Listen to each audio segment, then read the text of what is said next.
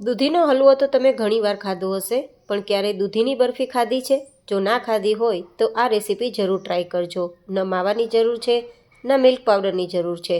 માત્ર 10 મિનિટમાં તૈયાર થશે, અને એ પણ 1 ચમચી જેટલા ઓછા ઘીમાં. તો ચલો દૂધીની બરફી બનાવવાની રેસીપી શરૂ કરીએ. તો જેમના માટે 1 નંગ મીડિયમ સાઇઝની દૂધી લઈ છાલ કાઢી ટુકડા કરી લીધા છે. એકદમ ઇન્સ્ટન્ટ તૈયાર કરવા માટે આપણે અહીંયા કુકર લેશું અને 1 ચમચી જેટલું દેશી ઘી ગરમ કરીશું.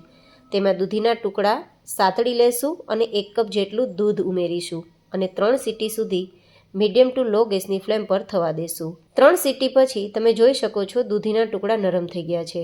તો મેશરથી મેશ કરી અને તેમાં સ્વાદ પ્રમાણે ખાંડ અથવા મિશ્રી ઉમેરીશું. અહીંયા 1 કપ જેટલી ખાંડ લીધી છે, દૂધી વધારે છે તો, અને બીજી સામગ્રીનો ઉપયોગ પણ થશે. અને હવે ખાંડ ઓગળે ત્યાં સુધી ધીમા ગેસની ફ્લેમ પર થોડી વાર ચલાવીશું અને કૂક કરીશું. ત્યાં સુધીમાં એક પાવડર તૈયાર કરવા માટે 1 કપ જેટલા કાજુના ટુકડા અને 4 નંગ એલચીનો પાવડર તૈયાર કરી લઈશું આ રીતે.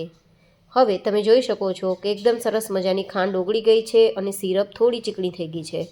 તો હવે કાજુનો પાવડર મિક્સ કરી દઈશું અને સાથે આપણે અડધા કપ જેટલું નારિયેળનું છીણ મિક્સ કરી દઈશું અને પછી બરાબર ચલાવીશું. ગેસની ફ્લેમ ધીમી રાખીશું. અહીંયા ગ્રીન ફૂડ કલર પણ મિક્સ કરીશું જેથી કલર સરસ આવે. અને બધું જ મિશ્રણ મિક્સ થઈ ગયા બાદ જ્યાં સુધી કડાઈને છોડવા ના લાગે ત્યાં સુધી આપણે ધીમા ગેસની ફ્લેમ પર સતત ચલાવવાનું છે. હવે તમે જોઈ શકો છો કે કડાઈને છોડવા લાગ્યું છે, મીન્સ આપણું બેઝ બધું ભેગું થવા લાગ્યું છે. તો હવે બરફી થવા માટે આપણું બેઝ તૈયાર છે.